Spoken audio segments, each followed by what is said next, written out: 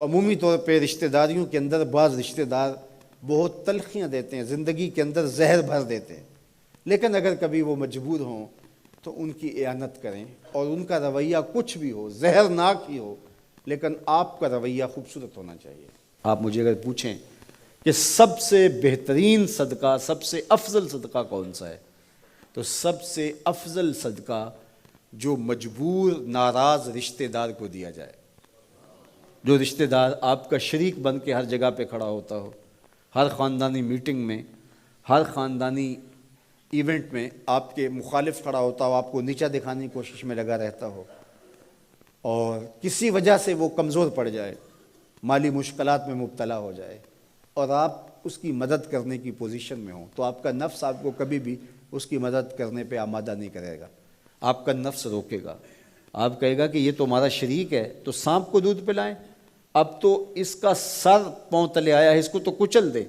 یہ تو میرا دشمن ہے، اس کو طاقت دوں۔ نفس کبھی بھی نہیں چاہے گا کہ اپنے شریک دشمن کی مدد کی جائے، لیکن سب سے افضل صدقہ وہی ہے جو ناراض رشتہ دار کو دیا جائے، اس لیے کہ اس میں نفس شامل نہیں ہوگا، اور جس عمل میں آپ کا نفس شامل نہیں ہوتا اس عمل سے تمہارا رب راضی ہوتا ہے۔ تو رشتہ داروں کے ساتھ سلوک اچھا کرنا، رشتہ داروں کے ساتھ رویہ خوبصورت کرنا، یہ تمہاری زندگی کا اسلوب۔ مجھے بتائیے اہل مکہ نے، حضور کے رشتہ داروں نے حضور کے ساتھ کیا سلوک نہیں کیا تھا؟ اوجریاں ڈالیں، کانٹے پھینکے، راہوں میں گڑھے کھودے، اذیتوں کے پہاڑ کھڑے کیے، اور کیا کیا مصیبتیں نہیں تھیں۔ حضور شہر مکہ سے چلے گئے مدینہ المنورہ۔ اب جب فتح مکہ ہوا تو حضور جب تشریف لائے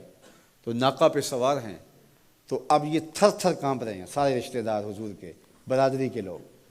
انہیں پتہ تھا کہ آج ہمارا آخری دن آ گیا ہے، اور اگر بڑا بھی رحم ہوا تو کم از کم ہمیں شہر بدر تو کر ہی دیا جائے گا۔ اب حضور تشریف لائے، سب کو جمع کیا، کہا کہ بتاؤ میں تمہارے ساتھ کیا سلوک کروں؟ تو انہوں نے کہا کہ آپ کریم باپ کے کریم بیٹے ہیں، ہمیں آپ سے اچھے سلوک کی توقع ہے، اور ان کو توقع یہ تھی کہ ہمیں قتل نہ کیا جائے، شہر سے نکال دیا جائے۔ تو آقا کریم نے فرمایا اذهبوا انتم الطلقاء، جاؤ چلے جاؤ، میں تمہیں معاف کرتا ہوں۔ اور آج تم سے وہی کہتا ہوں جو حضرت یوسف علیہ السلام نے اپنے بھائیوں سے کہا تھا، لا تثریب علیکم اليوم، جاؤ چلے جاؤ، تم سارے آزاد ہو۔ اور حضور نے سب کو معاف کر دیا۔ معاشرے کے کمزور لوگوں کی حضور علیہ السلام مدد کرتے، ان کا بوجھ حضور اٹھا لیتے۔ دکھیوں کا، کمزوروں کا، لاچاروں کا بوجھ اٹھانے کا مزاج پیدا کرو، لوگوں کی ضرورتوں کو پورا کرنے کی کوشش کرو، اپنے کندھوں پہ بوجھ اٹھاؤ اور ان کا بوجھ ہلکا کرو، یہ مزاج پیدا کرو۔ یہ تمہارے نبی علیہ السلام کی سنت ہے۔ وہ چاہے تمہارا دشمن ہی کیوں نہ ہو، لیکن اس کا بھی بوجھ کم کرو، اس کا بوجھ اپنے ذمہ لو۔ جس کا کوئی کمانے والا نہیں، معذور ہے، اپاہج ہے، لاچار ہے، زیادہ بچوں کا بوجھ ہے، اور ذرائع آمدن تھوڑے ہیں، تو آپ کثیر العیال لوگ ہیں جن کا کوئی مددگار نہیں ہے، آپ ان کی مدد کرتے ہیں، ان کے کام آتے ہیں، آپ ان کے لیے کمائی کرتے ہیں۔ یہ بات ذہن میں رکھیے، کمائی کرتے ہوئے 3 نیتوں کا استحضار رہنا چاہیے، 3 نیتیں آپ کے ساتھ جڑی رہنی چاہیے، تو آپ کا کاروبار، آپ کا رزق کمانا بابرکت ہوگا۔ اگر چوتھی چیز جڑ گئی تو آپ کے کاروبار میں، آپ کے رزق میں پیچیدگی آنا شروع ہو جائیں گی۔ سب سے پہلی نیت آپ کے ساتھ یہ جڑی ہو، عموماً ہم سب کے ساتھ یہ نیت جڑی ہوتی ہے، اور وہ یہ کہ ہم اپنی ضروریات کو خود پورا کریں اور سوال کی ذلت سے بچیں۔ دوسرا مقصد، جو میرے زیر کفالت لوگ ہیں، وہ بچے ہیں، بیوی ہے، بوڑھے والدین ہیں، وہ چھوٹے بہن بھائی ہیں، یا جو لوگ بھی میرے زیر کفالت ہیں، ان کی ضروریات کو میں نے پورا کرنا ہے، اور اس کے لیے میں یہ رزق کما رہا ہوں۔ تیسرا مقصد ہمارے ساتھ جڑا ہونا چاہیے، اور جب بھی ہم کمائی کر رہے ہیں تو ہمارے ذہن میں یہ بات ہو کہ معاشرے کے وہ لوگ، وہ میری گلی میں ہیں، میرے رشتہ داروں میں ہیں، میرے محلے میں ہیں، یا کہیں اور ہیں، جن کا کوئی کمانے والا نہیں ہے اور مجبور ہیں، میں ان کی مدد کروں گا۔